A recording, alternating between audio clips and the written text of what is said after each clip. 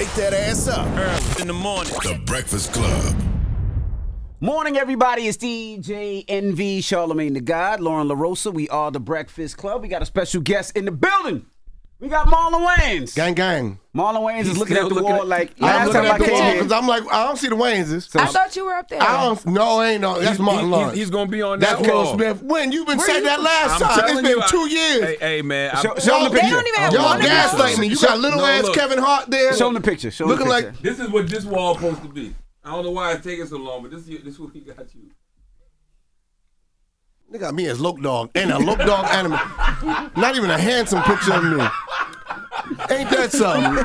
Y'all made Kevin Hart tall, and y'all can't get a handsome picture of me. His feet's not even touching the ground. He's sitting on a chair. He has a grown ass face. Kevin look in the face like he should be 6'5". You do look tall in the face. Man, this is the one thing about you, Marlon.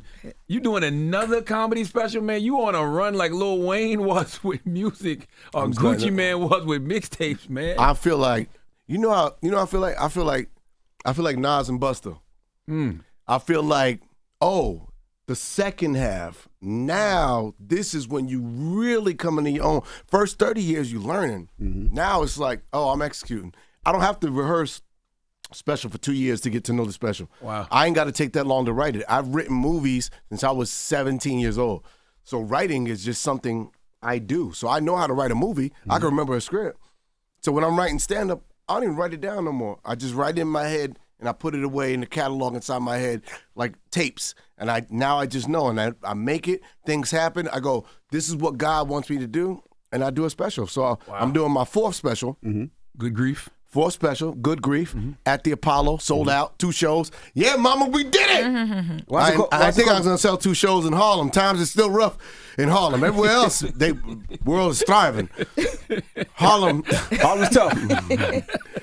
Gentrification stopped in Harlem. They was like, I ain't going to work here. Yo, do that shit other places. We like regular coffee. We don't want no Starbucks. So sold out 2 shows at Harlem, and then yeah, man, I'm in Nyack tonight, and then after that, I'm going to be, where am I next week, Craig? Oh, New Year's, I'm going to be in Atlanta. I got 2 shows at the Roxy Theater. New Year's, get your tickets. I have a brand new set. So I'm going to do the set at the Apollo. I'm going to retire this set. I don't keep doing it until the special comes out. I retire the set the night that I do it.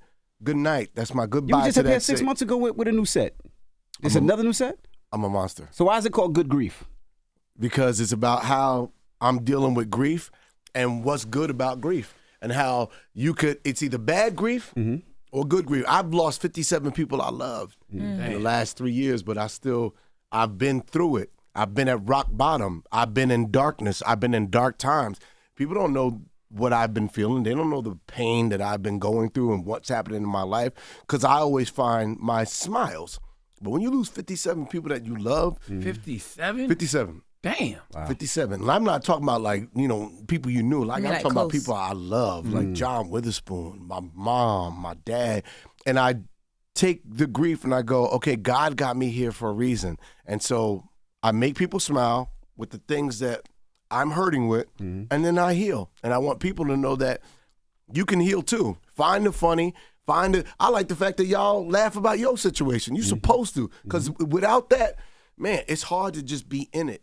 When you get laughs, it make you come out of your own funk. And I've learned that the audience is there. They're my therapist. I've been staying on the stage the past 3 years because every time they laugh, I feel like I'm getting oxygen. It lets me know that I'm alive. People, it's okay to laugh, and everything's gonna be okay. And so it's called Good Grief, and it's dope. So it's dedication to my mom and dad. I was gonna say it's intentional to do it in Harlem. Yeah, my mom and dad is born and raised in Harlem. Wow. My mother actually performed at the Apollo with her sisters amateur night, and they won with the Green Sisters. They won 2 times in a row. So I wanted to return to the most famous stage, to the greatest city that raised the 2 greatest people I know, and do my best show and dedicate it to them in their memory. Wow. How's preparation for this show going to be different with all of that? You know what I mean? No, it's the same.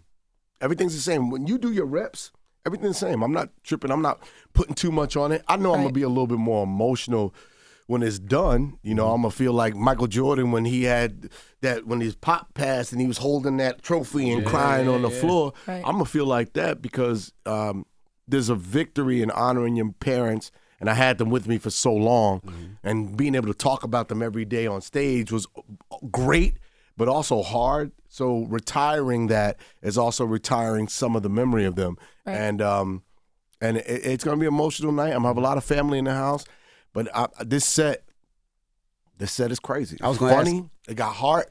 It's dark. It's special. I'm not. If it was whack, I would tell y'all. If I feel like it was garbage, if I ever feel like it's garbage, but then again, as artists, we never think it's garbage. I was gonna say, you still gonna stage if you thought it was garbage? I wouldn't put it out. I wouldn't do a special. Oh, okay. I'm not rushing to do a special for what? I'm doing specials when it's special, and I'm doing specials because I'm not gonna sit on material for 5 years doing the same set. When I go to your city, I want you to know, yo, he got a brand new set. Every time I go to your city, which is once a year, he got a brand new set. That's the kind of artist I want to be. I want to drop album after album after album. Like you said, like Lil Wayne, like it's an album. That's what a comedy show, it's an album. So I'm dropping albums, and I want people to see my progression from Wokish to You Know What It Is to God Loves Me to Good Grief. Every year you're going to see my progression as an artist, and then one day you're like, yo, where did he come from? I've been here. Y'all just discovered me. I was going to ask, is there any pressure? Because since it is so close to your heart about your family, you got family members coming, and I'm sure the closest people that will critique you the most is your family members. No. I think my brothers trust that I do the work. Right. It was one thing when they were older, and when I was younger, and they was trying to protect me, and they didn't know, do you know what you're stepping into? But I think after God Loves Me, the last special about the slap, about Chris Rock and Jada and Will. After they saw that was the first time in 30 years that my brothers was like, Damon said to Keenan, he said, yo, I saw Marlon's stand-up. He said, what you think? He said, it was brilliant. That little ugly nigga is on to something. He said, why? It's because I never seen it done. I never seen somebody take one little stupid topic and do a whole hour about it, but it wasn't about them, it was about him. And Keenan saw it, he said, okay, let me see. Then Keenan saw it, and he goes, I saw your special. And Damon was right. It was brilliant. I'm proud of you. You changed the game. Wow. And from there, that gave me a level of confidence, like, okay, now I know not their process or their own, you discover your own process. You come into your own. I wanted to break the mold so that I found what is Marlon. I have my own identity as far as what I'm doing in terms of specials and what my skill set is. I don't look at the next man. Right. I don't want to do what anybody's doing, what none of my peers or the people before me. I just want to do the best Marlon that I can. And the Marlon, that's so many different levels because I'm an actor, I'm a writer, I'm a producer. I do drama, I do comedy, I do characters. So I just be Marlon. And I feel like these are my best years. People have been watching me for 30 years. It's hard to see somebody grow when they're in your house every day. Where? It's when they go away and you shot up. Yeah. The weird part for me is people been watching me grow for 30 years. And now I'm finally at that place where I feel like I'm that dude. I'm shocked that you ain't milking it. And what I mean by that is, like, you got this special Good Grief. You could tour that for 2 years. You could have toured any of these specials for 2 years, got paid like a motherfucker, and then did the special. Yeah, but does that make me a great artist? Or does it make me a better artist and a better writer if I let material be disposable and create from what is new? I can't hold on. You can't hoard material. You can't hoard life. Life brings you so much drama every day. I only got that much storage space. So I want to hurry up and talk about this because I got so many other things to talk about. Right. There's so many. I got a great special about my brothers that I want to do. I got a called Ugly Baby. I know my next 3 specials. I got a special. Wait. It's called Ugly Baby. You can't just skid over that. Like, we got. Who's the ugly please baby? You? Me. I was an ugly ass baby. That's made my production company's Ugly Baby Productions because I was an ugly ass baby. Sean was a pretty baby. Okay. I was ugly as fuck. Me and Sean used to have a 2-banger stroller. And when they see Sean, they be like, oh, that baby's so beautiful. I want one. And then I would move and they go, oh my God, what is that? I think it's the afterbirth. Wearing Oshkosh. Damn. And then I was ugly baby. So I talk about me being the youngest of all my brothers and the journey of being the young Prince of Kings. And it's a beautiful hour and a dedication and a roast and toast of my brothers. I'm going to do that one after. See, I go, what's my story? And then I'm going to do that one. That's after I do my next one, which is going to be either probably called Skittles or Rainbow Child. And it's about What? yes. Wait, can we before you go there? How long were you ugly for? So How long were you ugly for? the ugly baby. I mean, at what point? you can't rinse all the ugly off you. You know, I got most of it away. You know, It's like middle school, not ugly. Like I when had a did weird stage in middle school when your teeth get big and you start looking like a rabbit and your arms So is ugly long. baby, ugly at the first lockers. And I was then, ugly as a baby. Then I got cute at like 6. I was a bad little 6-year-old. Like I was so pretty at 6-year-old. I'm surprised somebody. I swear I was. You know what I mean? He be going too far. Like sometimes, like one time I was watching Oprah and I was watching Tyler, and Tyler was talking about Yo, He his no documentary that's coming out, what he does is he talks about these dark things in his life and then shows how he did it in Madea movies. brilliant. Yeah, so when people see the Brilliant. doc, they're going to get it. They're like, oh. Brilliant. That's what I do with stand-up. I take the worst things. I used to go, what's funny about pop culture? What's funny about race? What's funny? That was wokish. That was the first time I'm telling the joke. I'm learning how to tell jokes. And then, and you know what it is? I was like, I'm going to tell some jokes, but I'm going to tell some truth. And I talked about me getting caught cheating on a boat because that happened and it messed my family up. So I was like, what's funny about that? And so that show grew into that. And then the third one was like the slap. That wasn't about Chris, Will, and Jada. That was about my journey, knowing all of them and all the painful things that I went through in that situation, and that God really is always an individual experience for you. Whatever happens in the world is really happening for you as an individual. You never wanted to go back to the slap now that she wrote the book? Because I'm sure there's so much more material. I did. I could do 4 more hours on it after that tour she did. But here's the thing. Her book was amazing, though. She talks about your brother in the book a lot, Keenan. Keenan was dope. Yeah. My family has been nothing but love and positivity. And Keenan used to always tell her how great she could be. And Keenan had sit-downs with J-Lo. Why do you think we are doing what we do? Because Keenan put in our head, this is what you can do if you work toward it. Keenan You kept be her an out of jail. undeniable force of nature. He did. in the book, Keenan's he that did. dude. Yeah. Have they reached out? And Jada is a friend, and Will is a friend, and Jada's more my friend than Will. But I feel like this: everybody mind your business. Everybody always in everybody's business. Like, yo, social media has allowed people to creep into your business. That's not your fucking business. My life ain't your business. You know what I mean? Like, it's really not. My jokes is your business. What I let you see is my business. But that's their marriage. Whatever they choose for their marriage, and whatever they want to share, great. But it's not for us to watch their life like TV. This is people's lives. So I'm more, and I think I did something right when I did my special, because I didn't get no calls from Will. I didn't get no calls from Jada. I didn't get no calls from Chris. And Jada just did this tour. I didn't hear. She had nothing. She ain't drag you. No, why? Because Jada knows I love her. Jada knows I came from love, but she also knows that nigga crazy. Marlon he off. He just gonna say what he gonna say, but it's always with love. So it's not about, I wasn't being hateful or angry or bitter. I was just telling funny truths. Ugly babies might be hard for you to do because the brothers got to be there, right? So Keenan got to be there, Damon got to be there, Sean got to be there. I'm gonna roast all them niggas.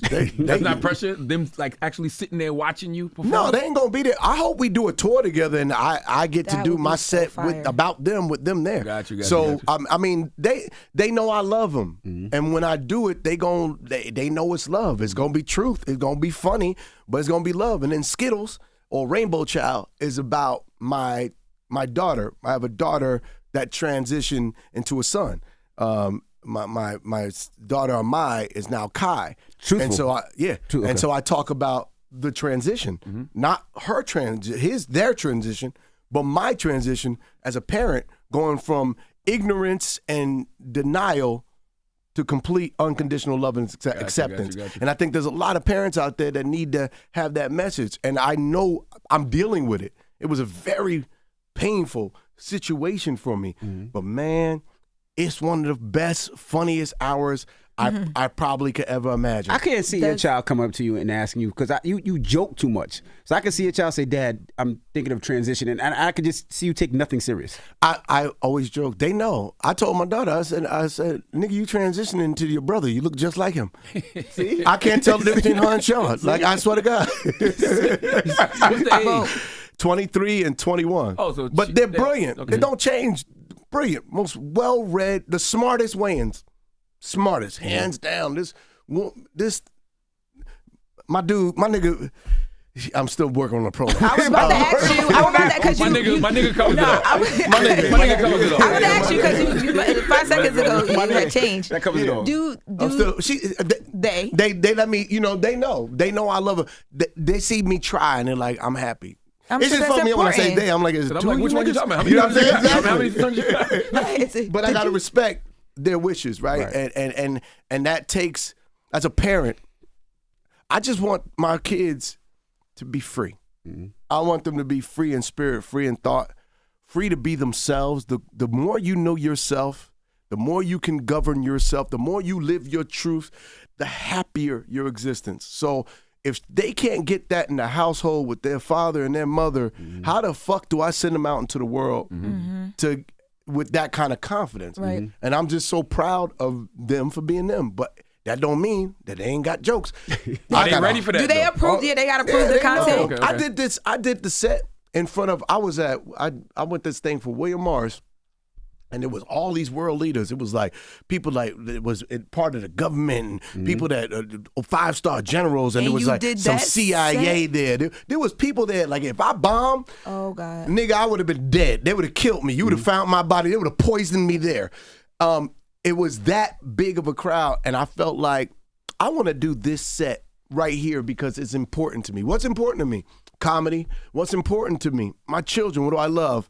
And what's important is change. And so all you world leaders that's having this summit, I want you to think about these people and this synapse and how to be inclusive of this next generation. Because I see a lot of gray hair here, but these kids that we dealing with, they different. Right. And we can't have our old ways and expect to do new things. That's facts. So please embrace the new. When you first said that, the first thing I thought of was like, oh my God, you say the wrong thing, and it's like, whoo, what's going to happen next? But thinking about it the way you just put it, we need comedians to be able to do that type of thing. Absolutely. Because laughter kind of opens up conversations, but people a little scared because I just got scared for you when you just said it. Like I wasn't even there watching it, but literally listening to you, I'm like, people will take things, they will twist things, they will misinterpret things, and you got world leaders in the room and all that stuff. But how do you think comedy gets back to that? I think it takes people like me. It is not back. People are still scared. People like Chappelle. People like, Chris, people that don't give a fuck. I don't give a fuck. I said it. I meant it. If you cancel me, good. I didn't want your ass at my show anyway. Because real ones don't cancel you. The people, when you say it, the people that love you, they come into your show and they bring in a friend. So this cancel culture started when social media started, right? Social media is not real people. These are bots from other countries sitting behind computers, taking away our first right as Americans, which is freedom of speech. They're attacking us. And we're so stupid that we pick up on it, and the media picks up on it, and then they make this a story, and then now the corporations get scared, and the people the sponsors get scared, and then they want to take away your job, my job, his. They want to take away our job because they want to take away our mouthpiece because they want to kill our freedom of speech. And we are all stupid sheep that are following this damn thing. And I'm just like, yo, fuck that. I'm going to say what I got to say because I know I'm saying it with love. I miss the 70s when you could just say, I like mild racism. I do. I love when a Puerto Rican talks bad about a Dominican. It makes my day. I like when they call them negrito sucio. Yes, because they are niggas. It does feel like the world was a better place. That's to me, when everybody was more free with their speech, the world seemed like a better place. Yes. I think everybody bullshitting each other now. I agree. 90s, everybody's scared. Yeah. I say take it back to the block, man, and let's get back to laughing. And I have a bit in my set that I'm gonna do. It's dark. I have some dark jokes, but it's okay because I feel like I'd say one day a dark joke is gonna save your life because you're gonna be in a bad place in your life, and the only way to get out of it is to look at it and find humor and laugh your way out of it because depression is real, and like I look at when Will slapped Chris, I got scared. Why? Because I seen somebody snap. Oh, I know mental issues, mental illness. You put the world on you. Check on your strong friends. That was a snap moment. I was like, oh, He ain't laughed in a while. Right. Yeah. Right. So we should be concerned instead of frying people. It's like, whoa. Hey, dude, are you good? Like, people go through things and we put so much on us, but you don't know how I'm feeling inside. You know what I mean? And sometimes, like, when you joking with him, yo, you be like, not now, but part of you is like, yeah, that's good. I need that. I need that. He don't stop though. That's the problem. He's relentless. What you mean? Oh, no way. That nigga gonna have a scandal soon. He gonna have him a scandal. He doing so far, so good. I had a bunch of them. I had a million. Nah, I need you to do something dark. I need something dark. Come on now. You and these white collar crimes. I need some dark shit. Come on, your name's Charlamagne. You supposed to do some gang. Shoot somebody, nigga. Now, what about when you got into the situation at United Airlines? Where's the humor in that? Them niggas. You said you like a little bit of mild racism. But it was. But see, that was targeting, right? If I'm a first class customer, I went on the plane. I was minding my business. I had a hat on, so he didn't know it was me. You know, I was minding my business. I had my 3 bags. One was empty. Because just in case I get an asshole like him that goes, you got to put that bag with that bag. Or I use that bag to take my clothes when I'm going from show to the hotel. So he's like, he had 3 bags. He's like, you can't come on here with 3 bags. I said, listen, I'm first class. He goes, I don't care what class you're in. You can't come on with those 3 bags. I said, okay, cool. She goes, you're gonna have to condense those. So I took the bag. I complied. It's all on video. I complied. I said, cool. I said, and then he looks at the bag, goes, I said, now it's 2 bags. He goes, yeah, well, now that bag looks a little big. We're gonna have to check that. I looked at this nigga. I looked at my ticket. I said, see, now you just fucking with me. I grabbed my ticket and I walked on the plane. He tried to jump on my back. I just went like this. Yeah, and he fell off to the ground looking silly and goofy. And I went on the plane. He tried to jump on your back? Tried to jump on my back. And I just was like, whatever. And I didn't push nothing. He tried to say I assaulted him. But the cops was like. The police didn't cite that, though. Yeah, they was like, Yeah, this I is remember not, that story. sir, for your, clearly this is not assault. But they watched the video and all that. Yeah, we Okay. watched the video. But they went and they got me off the plane. I didn't make no funk, no nothing. Can I talk to you, sir? Sir, I complied. I talked to them, and they was like, you know, he wants to press a charge. And I'm like, how does he get to press charges on me when I didn't do anything? He was messing with me, and I was being harassed. And so I didn't like it. And so what I did was I used my mouthpiece. I used my social media to be like, yo, this is unfair. And they watched the footage, and the Denver city district attorney, they saw it, and they was like, yeah, this is nonsense. They dismissed the case. United owes me some compensation because their human resources called me up and tried to defend their policy. Well, you know you can't have 3 bags. Bitch, I didn't have 3 bags. I condensed it to 2. You can't.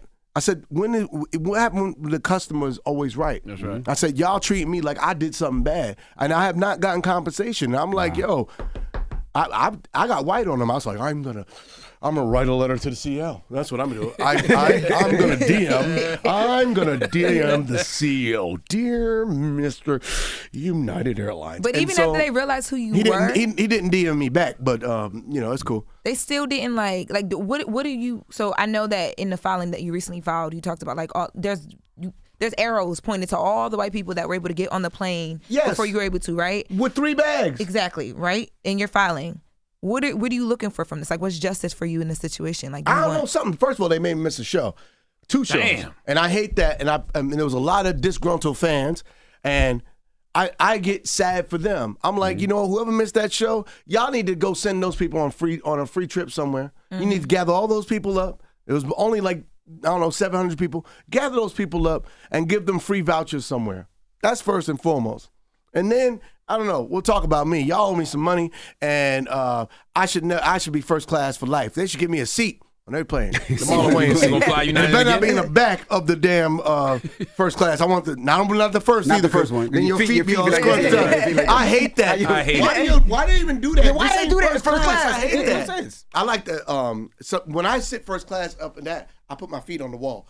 And then, but I feel real suspect doing that. And the thing about it's uncomfortable.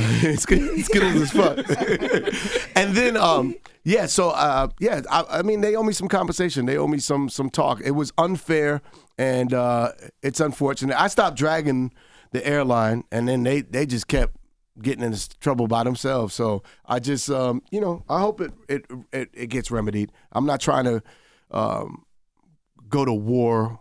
I go to war for what's right, and that was definitely wrong, and I stood up for myself. I'm not a troublemaker. I talk shit. Yeah. I'm not a troublemaker. I don't get in trouble. I'm not that dude. I don't get rowdy. If I get in a fight, I want you to know I really felt threatened. Because I know how to fight. You look like you bulked up too, man. I know how to fight. I do my Muay Thai. I can throw. So I'm only gonna do it if I feel threatened, or if you feeling like my family's threatened. Other than that, or you hit me. Now we got to fight. But other than that, I could walk away, man. I'd rather shake your hand and keep it love. Yo, hey, man, it's all good. My bad. I didn't mean step on your Jordans. Here. I'll buy you a new one. Let's go. By the way, you was here over the summer, Marlon. You ain't sweat one time. But now it's the fall and you sweating. I don't understand. It's this room. It's the hot seat. Y'all be asking. This woman asked me, Angela, she asked me all these damn. It's Lauren LaRosa. I'm sorry, but and I'm asking you asked me all these questions about United Airlines and the white man, and they in the air. What they want to crash my plane? You know what I mean? No, I get nervous, and then you ask ask me about Skittles. I know you, baby. I'm joking. I was breaking these stories. You said Angela, she like that's not her pronoun. You respecting her pronoun or something. No, but I asked you about these because your hands is lotiony. They're good. It's a good lotion too. I'll put. He said I'm proud of you. Yeah, because sometimes maybe like lotiony but dry. Hers is like really nice. It's a good temperature, moisture too. Yeah, but no, I was asking about that because Nivea. No, it's not. It's a little Palmer's cocoa butter. I'm sorry. Oh my God. I was saying that I was asking about this because when the ladies, story if your broke, man oh God, I ain't fucking with you. have dry hands and he's in your presence, you don't love that nigga. No, that means he works hard. You ain't gonna be like, boo, come here and get some lotion off your hands and put it on this part of his hand. If you are sitting there with your lady, that's that ashy. You don't know. And no, I'm not dating nobody that ashy. She from Delaware. Don't believe that. First of all, I date people sometimes with ugly feet. I just make them wear socks. No. When we do it, wear socks. It's all good. The whole time? I don't want to see them feet.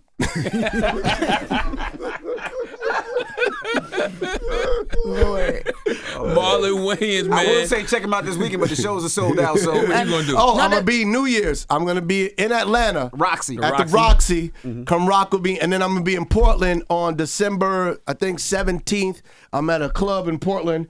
Nobody got any information. Where we Just at? go to MarlonWaynesOfficial.com. Yeah, MarlonWaynesOfficial.com. And for more information, Good Grief will be out Mother's Day on Amazon. And And it's released on Mother's Day. Wow. Yeah, I thank y'all audience for rocking with me. I promise you, y'all watch me for 30 years. My best years are ahead of me. I've been a star 30 years, superstardom. We're going to sell out these stadiums. That's what we trying to do. Let's go. Well, ladies and gentlemen, I got parents lifting me. And we appreciate you. You're a good brother. People don't know, but you're a good I love you, my guy. Yeah, we ain't mean to hot seat you. And it's We ain't mean to hot seat you. No, you good. It's every time I'm on here. He knows. Because I don't know what he going to say. He got old beef and issues with me. No, I don't. Ever man. since I called you multicolored, you talk. got beef and issues with me. What you call them? He started. Was I minding my business? You was minding your business. You started. Joe Budden started too. I got to go on his show. He started with What me. Joe do with you? I forgot. He started with me. I'm online. He's like, Marlon Wayans is not funny. I said, well, hold on. For no reason? What? Well, not a nigga with one song gonna talk to me. I know, whoop, there it is. Didn't say something to me. Oh, let me get me and Right Said Fred on the fucking phone. And so we went at it, man. We went at it. Oh, man. So I mean, but that was then. You know, now I'm over. We all grown, and I'm proud of everybody doing their thing, making their money. People don't need to see us fight. Right. People need to see us fight, and people need to see us heal and make up, because I think black people, we need to learn to move differently. Let's stop holding these grudges. Start building bridges and stop burning them, keep them burnt. We burn down our bridges, and that's what fucks our community up. We have a bunch of great people to support each other. We need to talk more, we need to heal more, and we need to do more business together. It's time. Right. One of my favorite things to watch is you and Omar Epps' relationship. Man. Oh, that's my brother. We writing something special right now. When y'all did that daily show together, I was like, man, I don't know if people saw that interview in particular. it was something special about that conversation between y'all on the Daily Show that was that's super my special. that's my brother. I love that man to death. And we still like uncles to each other's kids. And today we writing projects together. And I'm just so proud of him. And what's funny is they don't know how funny Omar is. People don't know Omar Epps. He's fucking funny. Like he did stand up one day in my house. And he was so funny. In your house? It was like quarantine, and we just had like 40 people over. We wasn't really quarantining. You told me one time I couldn't sell out a living room. Oh, wow. You're like, you couldn't sell out your living room. Well, I was wrong. Now look at you. I'll come to your show. How about that? I'm going to come to your show. I'll come to your podcast. I will. Did you do the Daily Show? How'd it go? Yeah, I did it last week. You had fun? I had a good time. It was a good time. Good. Felt like playing with the Warriors. Aren't they great? Yeah. Like that absolutely. system works. Absolutely. It's like all you got to do is spot up, shoot, That's right. bow. That's yeah. right. That's right.